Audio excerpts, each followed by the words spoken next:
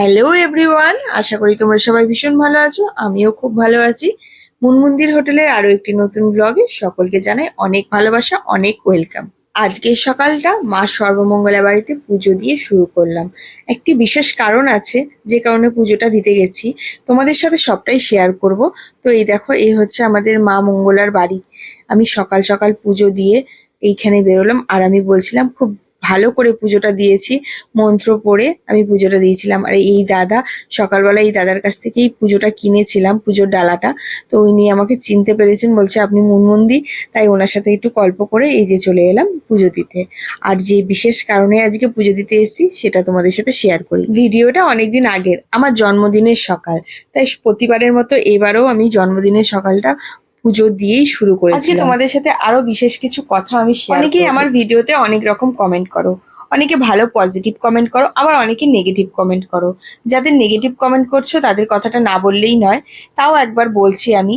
যারা বলো যে তোমাদের কাজ কাম নেই, সকাল থেকে শুরু হয়ে যায় তোমাদের ব্লগিং, তারপর আসে কতগুলো ফুড ব্লগার ফ্রিতে খেতে। এই ফুড ব্লগাররা ফ্রিতে খেতে আসে বা এদের কোনো কাজ কাম নেই, এটা কিন্তু সম্পূর্ণ ভুল ধারণা। আজকের দিনে দাঁড়িয়ে যারা ফুড ব্লগিং করে, ইউটিউব বা ফেসবুকে ভিডিও বানায়, তাদের ইনকাম কতটা হয়তো আপনাদের মতো মানুষের সেই ধারণাটা নেই। তাই জন্যই এই অবান্তর কোশ্চেনটা আপনারা বারবার কমেন্ট বক্সে সেই কমেন্টের অ্যান্সার না করলে আপনারা বলেন যে আমি নাকি কমেন্ট পড়ি না বা কমেন্টের অ্যান্সার করি না। কিন্তু যারা ভালো কমেন্ট করে তাদের কমেন্টের অ্যান্সার দিই। অবশ্যই যারা ভালো কমেন্ট করে আমি তাদের কমেন্টের, প্রত্যেকজনের কমেন্টের অ্যান্সার করি। আর যারা খারাপ কমেন্ট করে তাদেরটা আমি জাস্ট ইগনোর করি, কারণ আমার কাছে বেকার টাইম নেই তাদের কমেন্টের অ্যান্সার দেওয়ার জন্য। আমি সবসময় পজিটিভ থিঙ্কিং রাখি এবং সেই সব মানুষদেরই পছন্দ করি যারা পজিটিভ চিন্তা ভাবনা করে। তো আমি তো এইসব কথা বাদ দিয়ে আমি আজকে যেটা করছিলাম, আজকে সকলের জন্য একটু বিরিয়ানি বানাচ্ছিলাম। তাই সকাল সকাল আমি বিরিয়ানি চাপিয়ে দিয়েছি এবং বিরিয়ানি হয়ে গেলে আমি চলে যাব দোকানের উদ্দেশ্যে। তাই জন্য সকাল সকালই সব রান্না বান্নাটা সেরে নিচ্ছি। তো বিরিয়ানির আলু অনেকে সেদ্ধ করে করে, কিন্তু আমি হালকা করে আলুগুলো একটু ভেজে নিই, তাহলে কি আলুর মধ্যে একটুখানি মানে ক্রাঞ্চি ভাবটা আসে। সকাল থেকেই বাড়িতে অনেক লোকজন এসেছে এবং তাদেরকে নিজে হাতে কিছু রান্না করে খাওয়াবো বলেই সকাল সকাল চলে এসেছি রান্নাঘরে। আর আমার হাতে সবাই বিরিয়ানিটা বেশি পছন্দ করে, তাই আমি বিরিয়ানি বানানোর জন্যই লেগে পড়েছি। আর আমার এই ইউটিউব চ্যানেলে আমি আগেই কিন্তু বিরিয়ানির ফুল রেসিপি তোমাদের সাথে শেয়ার করেছি, তোমরা চাইলে আমার ভিডিওটি দেখে নিতে পারো। আমি যেরকম বাড়িতে কয়েকজনের জন্য বিরিয়ানি ভীষণ টেস্টি ভাবে বানিয়ে দিতে পারবো, তবে খুব বেশি মানুষের জন্য বিরিয়ানি বানাতে গেলে সেটা কিন্তু আমি ঠিক ভালো করে বানাতে পারি না, তখন কিন্তু টেস্টটা অন্যরকম হয়ে যায়। তোমাদের মধ্যে অনেকেই আমাকে একটা কোশ্চেন করেছো যে দিদি তোমার তো আজকে জন্মদিন, তাও তুমি আজকে দোকান খোলা রেখেছো, কাজ করছো। তবে আমি তোমাদের সাথে একটা কথা না শেয়ার করে পারছি না।